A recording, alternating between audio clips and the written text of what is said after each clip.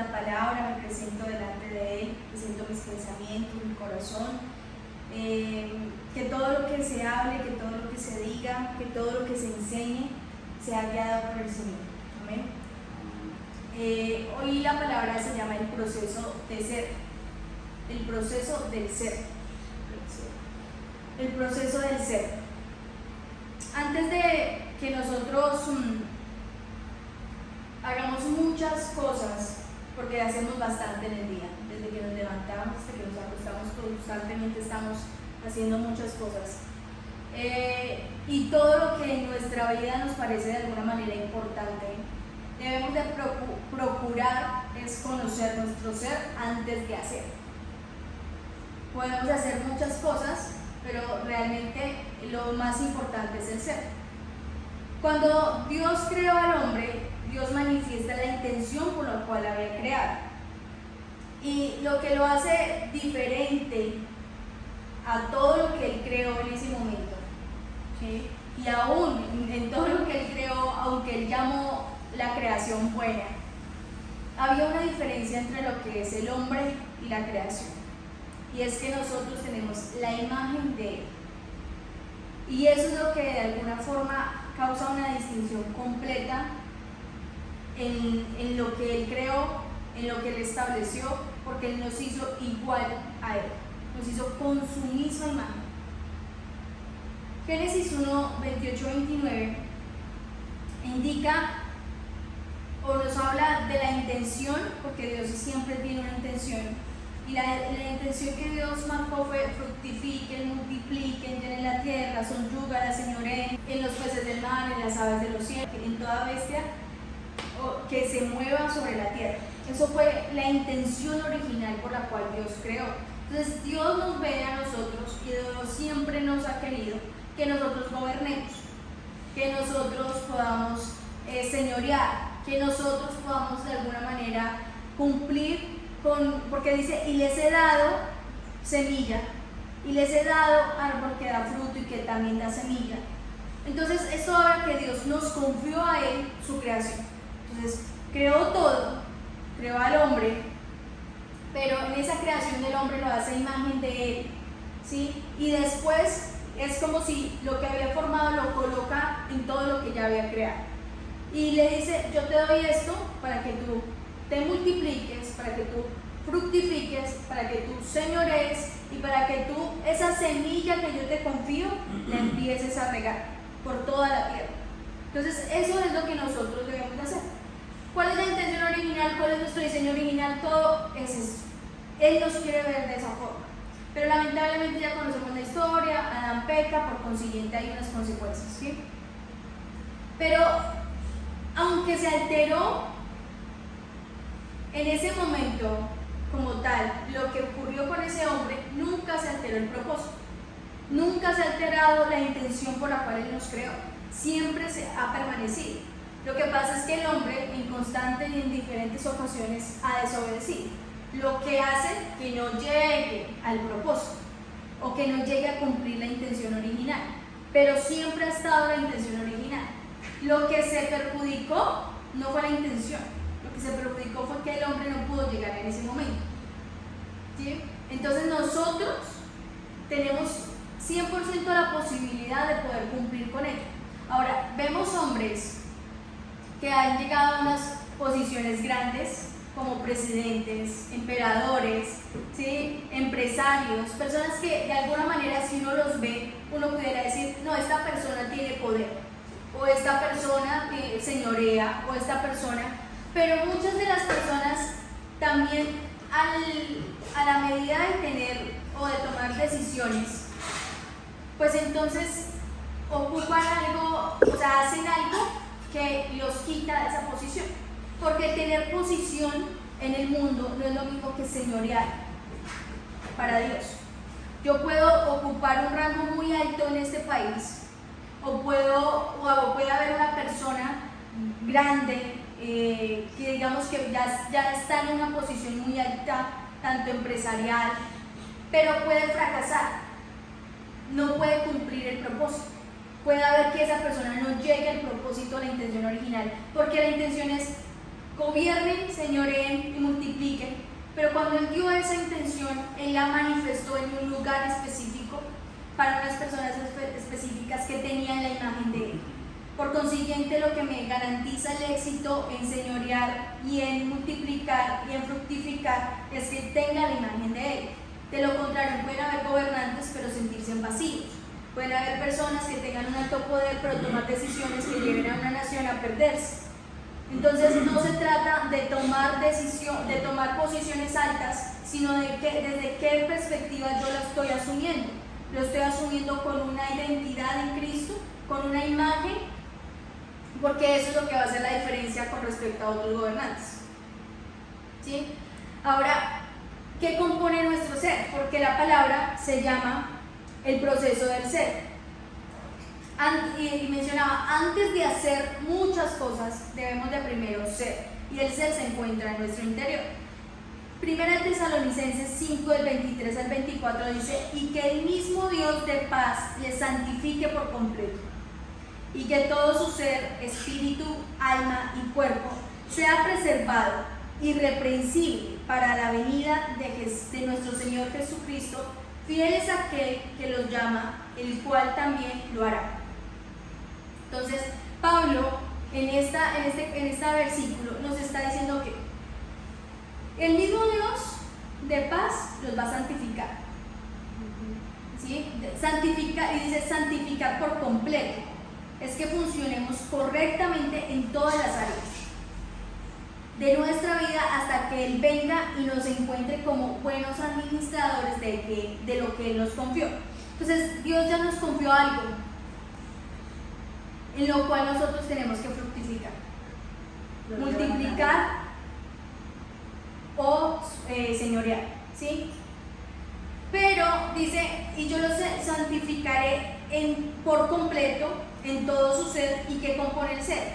Compone espíritu, compone alma y compone cuerpo.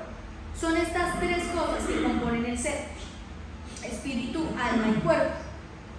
Ahora, dice que sea preservado, irreprensible, y el hecho de ser irreprensible significa ser intachable, sin culpa, digno de confianza. Entonces, Él nos quiere ver irreprensibles, que seamos dignos de confianza. Y acá hay algo, y es de manera privada y de manera pública. Es decir, que lo que yo soy con ustedes también lo sea en mi casa, y también lo sea en mi habitación, y también lo sea en mi secreto. No puedo pretender aparentar algo en frente de ustedes y no serlo en mi casa, porque entonces algo estaría fallando. Tengo que ser irreprensible, sin tacha alguna. ¿Hasta cuándo? Hasta que Él venga. ¿Por qué? Porque dice, para la venida de nuestro Señor Jesucristo. Entonces, ¿quién reconoce que Jesús ya vino por primera vez? ¿Quién preparó el camino en ese momento? Juan el Bautista. Pero a nosotros nos corresponde lo que dice la palabra: preservemos.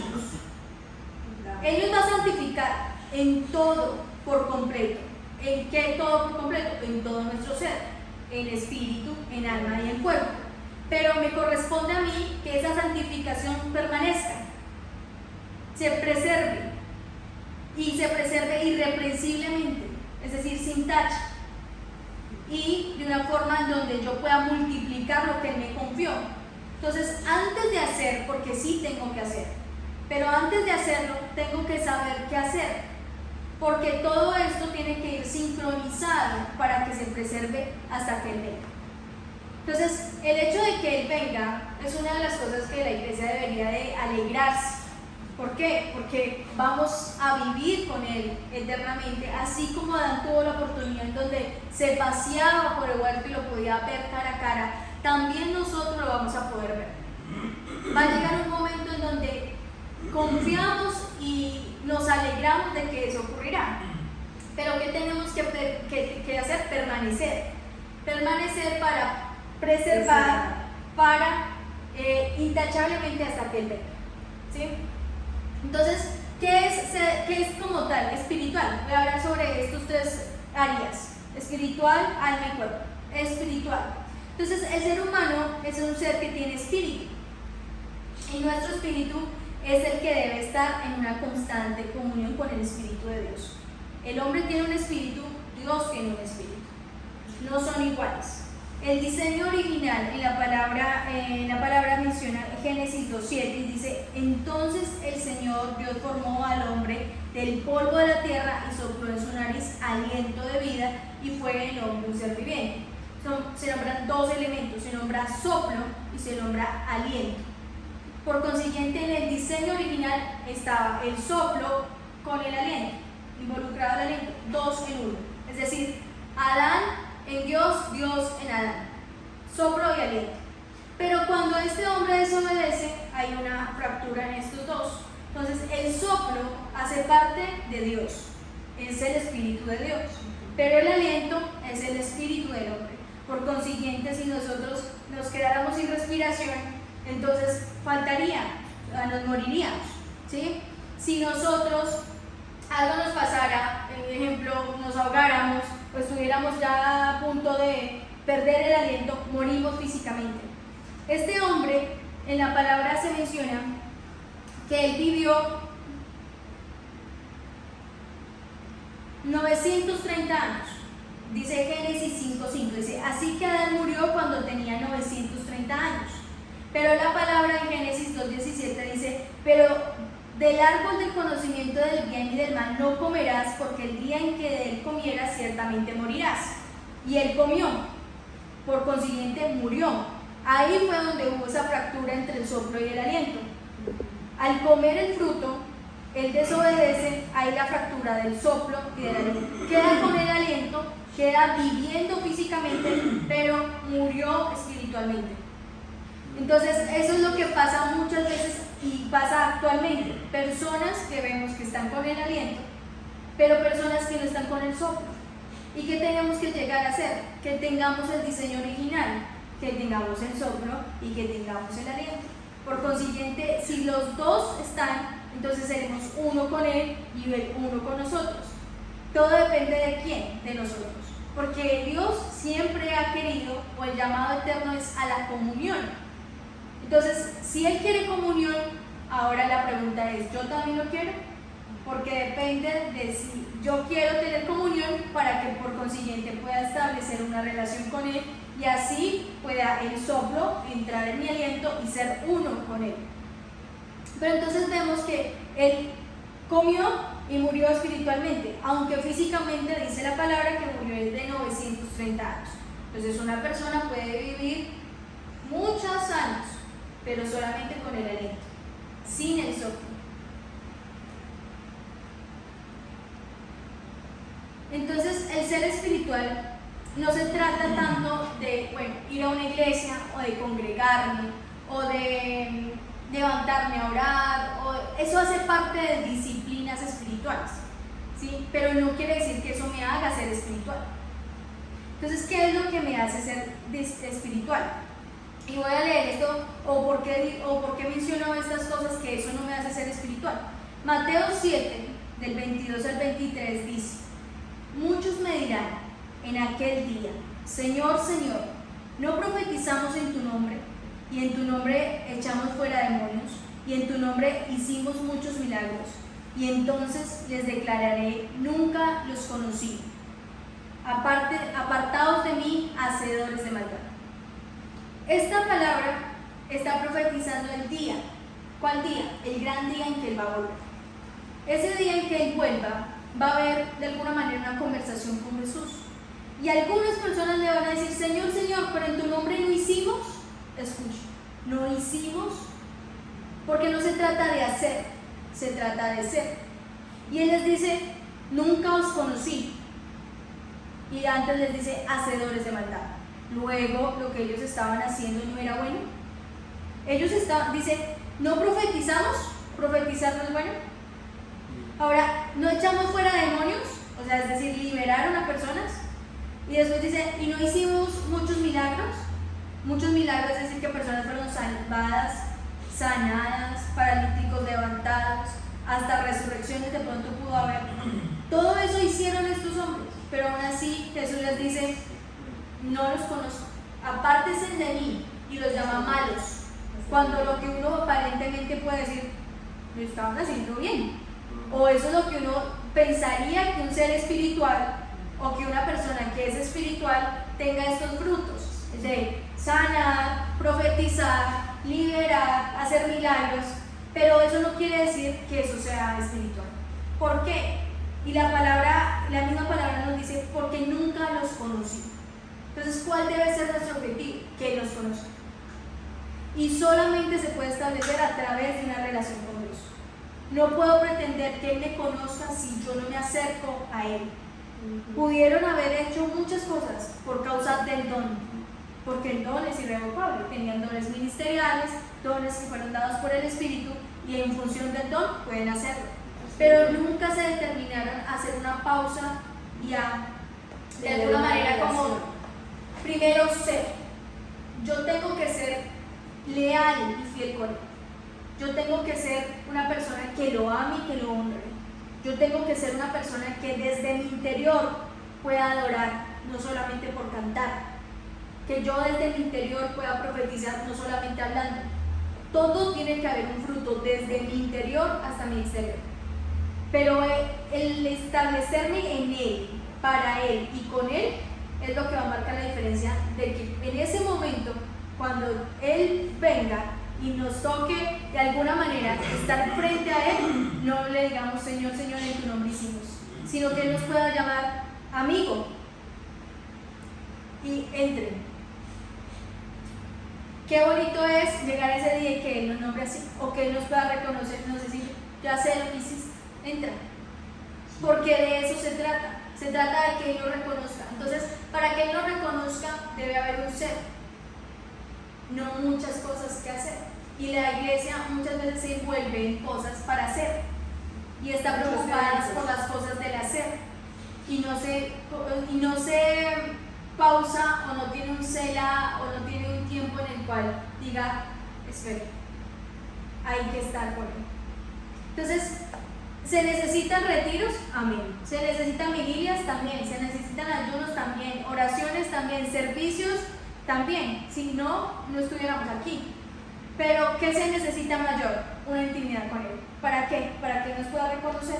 Si Él nos reconoce, somos espirituales.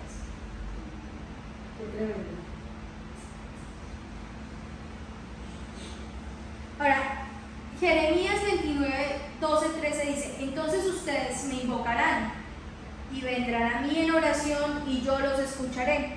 Me buscarán y me encontrarán porque me buscarán de todo corazón. Entonces, el hecho es que si nosotros lo buscamos, Él siempre está presto a podernos escuchar. Y Él espera que nosotros tengamos una comunión.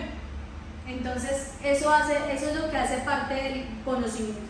Ahora, el alma, a diferencia del espíritu, el alma es algo que encierra o que nos hace diferentes. ¿En qué sentido?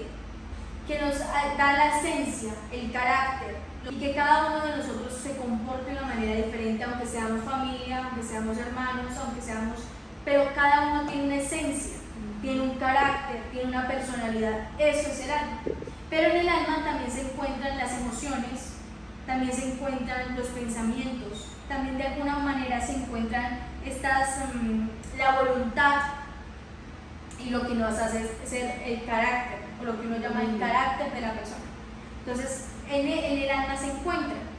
Ahora, en Mateo 15:8 dice, este pueblo de labios me honra, mas su corazón está lejos de mí. Y esto lo decía el profeta Isaías, se lo dijo al pueblo de Israel cuando Dios le dijo que lo dijera, pero también Jesús lo dice cuando los fariseos, escúchenos a ellos, pero no hagan lo que ellos hacen. ¿Por qué? Porque ellos dicen muchas cosas que es verdad, pero entonces no las están haciendo. Por consiguiente, su alma estaba lejos de Él. Y el alma es algo que de alguna forma nos hace, o es en donde se encuentran, como se encuentran las emociones, entonces se encuentra lo que puede ser la tristeza, lo que puede haber o lo que uno puede llamar como angustia. Y de hecho, David decía que saca mi alma de la cárcel para que alabe tu nombre. Pero David nunca estuvo en la cárcel. Entonces, cuando él hablaba de que saca mi alma de la cárcel, es porque, y en otras versiones dice, sácame de esta angustia.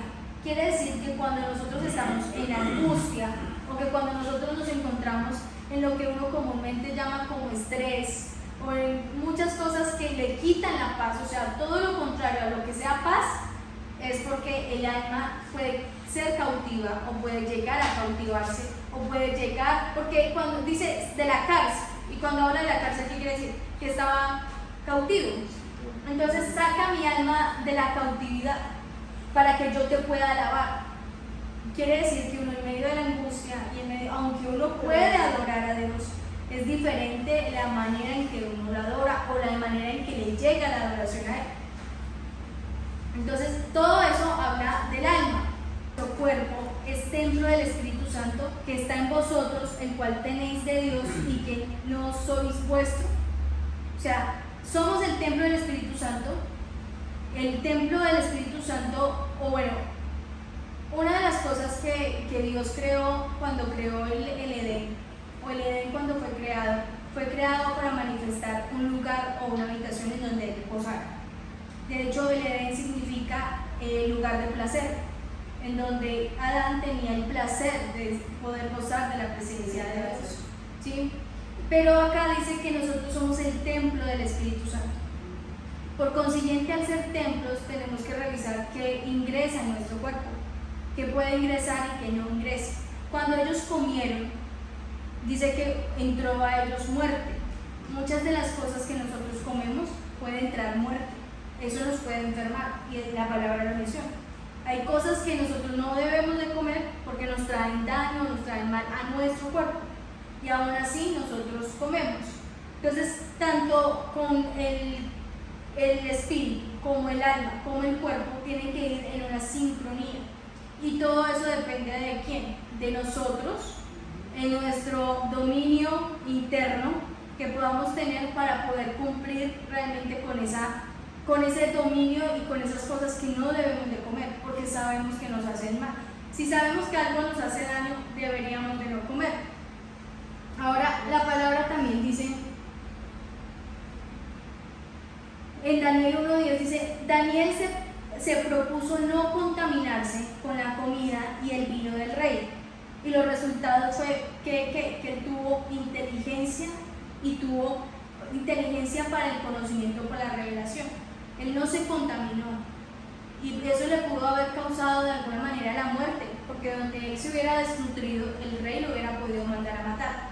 Pero él asumió la responsabilidad de decir, yo no me contamino con lo que el rey está comiendo, yo voy a comer eso, porque en base a lo que él era y en base a la relación que tenía con Dios, fue una instrucción directa de Dios en donde él asumió esa responsabilidad. Por consiguiente, él tuvo una inteligencia superior a los otros sabios.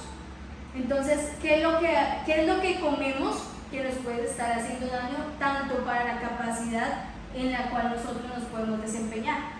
Porque pueden haber cosas que por nuestra comida no podemos entrar o no podemos responder con la misma energía que podríamos responder si comiéramos diferentes. Entonces, son cositas como que hacen parte y que componen nuestro ser. Si nosotros tenemos una visión clara, tenemos al Espíritu, y nuestra alma está restaurada, pero nuestro cuerpo nos está faltando, es decir, está enfermo, hay una área que estaría mal. Y dice que lo santifico por completo. Quiere decir que todas nuestras áreas tienen que estar santificadas. Todo lo que somos tiene que fluir en base a lo que Él es, porque Él nos santifica, ¿sí?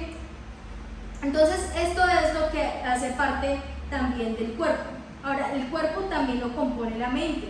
Entonces, es saber qué estamos nosotros como tal pensando y qué es lo que nosotros estamos constantemente alimentando, porque así como nosotros nos alimentamos a nivel del cuerpo, también nuestra mente se alimenta. Que escuchamos, que oímos, que cosas podemos consumir que nos puedan estar afectando.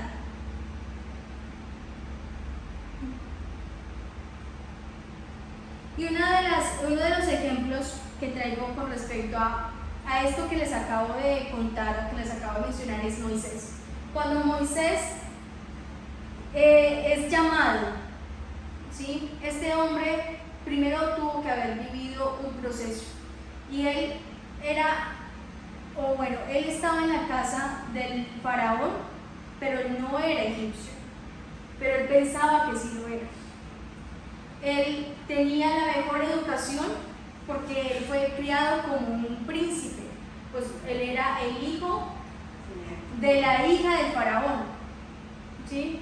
Esta mujer lo adoptó en pequeña edad y por consiguiente ella se hizo cargo de Moisés porque lo iban a matar, y lo encontró en un río, lo adoptó y entonces lo trató como un príncipe. Cuando él se da cuenta que no es egipcio, que no hace parte de la familia real, y todo lo que de alguna manera desencadenó, porque el hecho de que él se diera cuenta fue porque vio a unos hebreos pelearse y él defendió, porque un egipcio estaba maltratando a un hebreo y él defendió al hebreo por encima del egipcio. Ahí se dio cuenta de que algo estaba en su identidad, algo que él pensó que él era, ya no lo era. ¿Cuántos de nosotros nos ha tocado de alguna manera reconstruir nuestra identidad? ¿Por qué? Porque pensábamos que éramos una cosa, pero de pronto eso no era lo que Dios quería que nosotros fuéramos. Entonces, así como Moisés nos tocó reconstruirnos y que Dios metiera la mano en nosotros para que pudiéramos discernir cuál era el propósito que nosotros tenemos. Y es ahí en donde él empieza un proceso del ser. Cuando él tiene el encuentro con Dios en la zarza, lo primero que Dios hace es que se le revela no como el omnipotente, no como lo que él hizo, sino él se le revela como el gran yo soy. Porque habla de identidad. Tenemos que tener identidad, primero conocernos nosotros mismos. Este hombre, habían cosas que no se conocían. Es más, cuando es enviado a ir a liberar al pueblo, a hablar ante el faraón, él dice: yo no puedo, yo no soy capaz, yo tartamudeo. Como un hombre que tenía o que tuvo la educación de un príncipe va a tartamudear? No se podía. Este hombre estaba en unas condiciones óptimas en cuestión de la preparación que tuvo desde su infancia, pero aún así él tambaleaba en lo que él era, no se creía capaz.